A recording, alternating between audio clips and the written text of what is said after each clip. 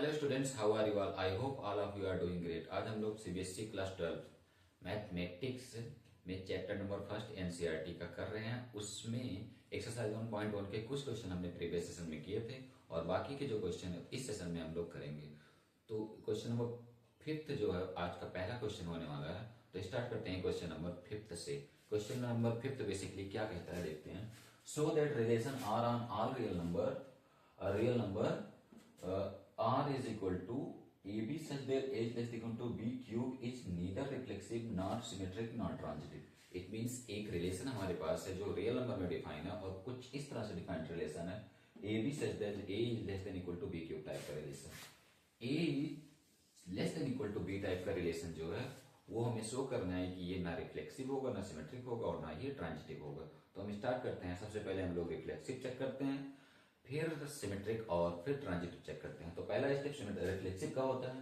अब reflexive basically क्या होता है, A belongs to R for all A belongs to capital A belongs to R for all A belongs to capital A को बोलते हैं reflexive relation. अब यहां से अगर हम देखें तो A is less than equal to A cube never belongs to are.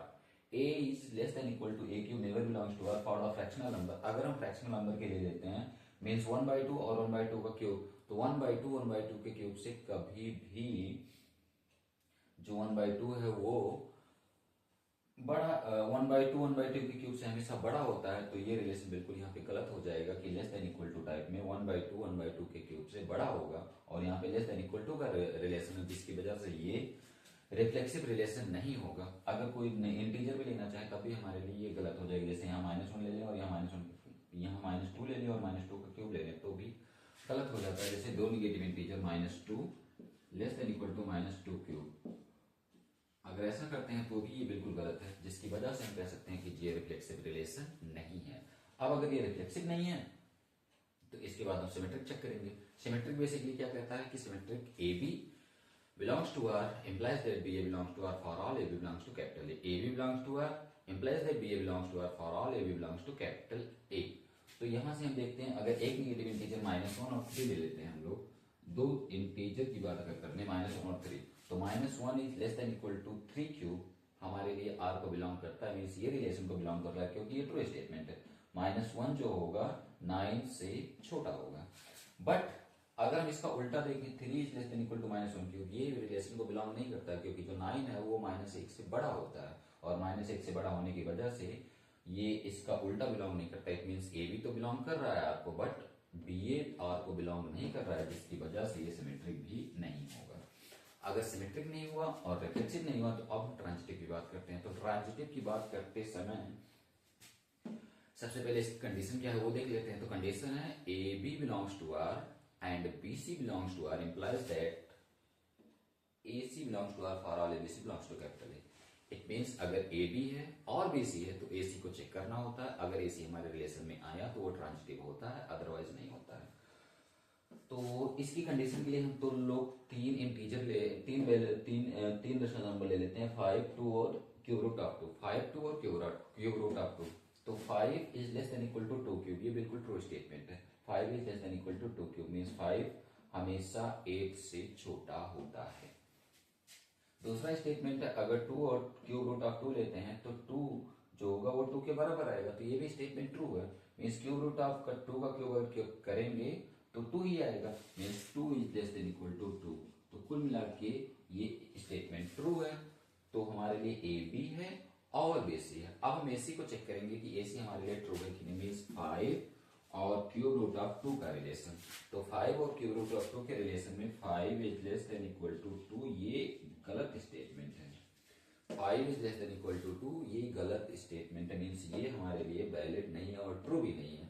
तो A B belongs to R है और B C belongs to R है but not A C belongs to R है, जिसकी वजह से हम कह सकते हैं कि ये जो गिवन रिलेशन है less than equal to B cube type का वो ट्रांजिटिव नहीं है। तो हमारा जो गिवन रिलेशन है उसमें जो शो करना था A less than equal to B cube का रिलेशन रिफ्लेक्सिव, ट्रांजिटिव और सिमेट्रिक नहीं है, तो हमने शो कर दिया कि ये रिफ्लेक्सिव भी नहीं है, सिमेट्रिक भी नहीं है और ट्रांजिटिव भी नहीं है। तो स्टूडेंट्स के बाद का नेक्स्ट क्वेश्चन करते हैं। क्वेश्चन नंबर 6 जो है उस पर हम बात नहीं करेंगे क्योंकि क्वेश्चन नंबर 6 इजी क्वेश्चन है क्वेश्चन नंबर फर्स्ट की तरह। तो अब हम लोग क्वेश्चन नंबर 7 की बात करेंगे। तो देखते हैं क्वेश्चन नंबर 7।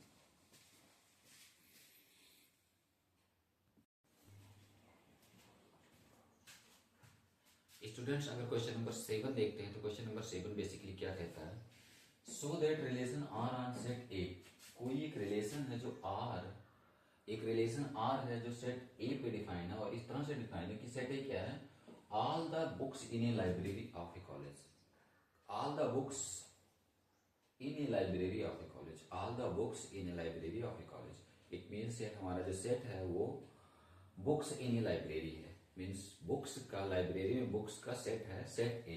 तो इस पे जो रिलेशन डिफाइन है वो X Y such that X and Y has the same number of pages, X Y such that X Y has the same number of pages. इसका मतलब हमारे पास दो बुक हैं, उन दोनों बुक में सेम नंबर ऑफ पेजेस हैं। वो रिलेशन हमारा क्या कह रहा है कि X Y such that X and Y has same number of pages. इसका मतलब क्या है कि हमारे ए रिलेशन जो सेट ए है उसमें दो बुक ली गई हैं एक्स और वाई और उन दोनों में सेम नंबर ऑफ पेजेस हैं, और अगर सेम नंबर ऑफ पेजेस हैं तो हमें शो करना है कि ये जो रिलेशन है एक्स एंड वाई है the same number of pages, तो इसको शो करना है कि ये इक्विवेलेंस रिलेशन है। क्या है? इक्विवेलेंस रिलेशन है। तो एक बार क्वेश्चन को फिर से देख लें, तो show that the relation R, कोई भी रिलेशन आर है ऑन सेट ए, और सेट ए क्या कहता है कि all the books in a library, किसी भी लाइब्रेरी में जो बुक्स रखी हुई है उनका सेट है सेट ए, और इस पे एक रिलेशन जो डिफाइन है R X Y such that X and Y has the same number of pages. इसका मतलब एक्स और वाई कोई दो बुक है जिनमें सेम नंबर ऑफ पेजेस हैं, तो हमें शो करना है कि ये जो रिलेशन है वो इक्विवेलेंस रिलेशन है। तो हम ऑलरेडी जानते हैं कोई भी रिलेशन इक्विवेलेंस तब होता है जब वो रिफ्लेक्सिव हो, सिमेट्रिक हो और ट्रांजिटिव हो। रिफ्लेक्सिव, सिमेट्रिक, ट्रांजिटिव हुआ तो हम बोलते हैं कि ये इक्विवेलेंस रिलेशन है। तो हम सबसे पहले रिफ्लेक्सिव चेक करते हैं, फिर सिमेट्रिक और फिर ट्रांजिटिव चेक करते हैं। उसके बाद अगर तीनों को कैरी करेगा तो ये जो रिलेशन है वो इक्विवेलेंस होगा, अदरवाइज नहीं होगा। बट हमें शो करना है तो बिल्कुल होगा ही होगा। तो रिफ्लेक्सिव की बात करते हैं। रिफ्लेक्सिव बेसिकली क्या कहता है, वही स्टेटमेंट वही है, A belongs to R for A belongs to capital A, A belongs to R for all A belongs to capital A, ये स्टेटमेंट है। अब हम ऑलरेडी जानते हैं कि x एंड x है the same number of pages. अगर हमारे पास बुक है x, x means x and x, तो x में और x में सेम नंबर ऑफ पेजेस होंगे। इसका मतलब है x बिलोंग्स टू r। इसका मतलब हमारे पास बुक जो x है और y है, बट हमें a देखना होता है तो हम x एंड x लेंगे। तो x हो और x हो तो x में हमेशा सेम नंबर ऑफ पेजेस मिलेंगे, जिसकी वजह से हम कहते हैं x belongs to r, so r is reflexive. इसका मतलब x और x में सेम नंबर ऑफ पेजेस होंगे, क्योंकि बुक तो एक ही है। उस बुक को कितनी बार लिखें, कितने भी बार पढ़ें या कितनी भी बार लिखें तो उस कितने भी बार पढ़ें उसमें page number of pages same ही होंगे। तो नंबर ऑफ पेजेस सेम है, जिसकी वजह से हम कह सकते हैं कि ये रिफ्लेक्सिव रिलेशन है।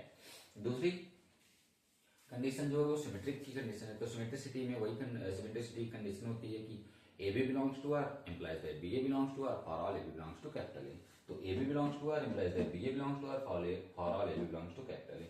अब यहाँ से लेट कर लेते हैं कि X Y belongs to R. हम ऐसा मान लेते हैं कि एक्स वाई है the same number of pages, और एक्स वाई अगर सेम नंबर ऑफ पेजेस हैं तो इसका उल्टा, अगर हम इसको उल्टा बोल दें कि वाई एंड एक्स है the same number of pages, तो भी कोई गलती नहीं है।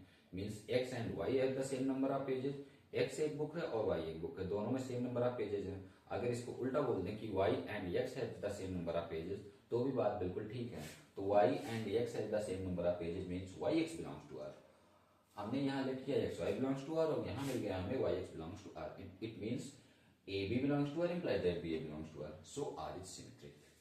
इसका मतलब समझ में आ गया होगा कि अगर x और y दोनों में सेम नंबर ऑफ पेजेस हैं तो ऐसा भी बोल सकते हैं कि y और x दोनों में सेम नंबर ऑफ पेजेस हैं। इसका मतलब है y x belongs to r, x y belongs to r implies that y x belongs to r, so r is symmetric.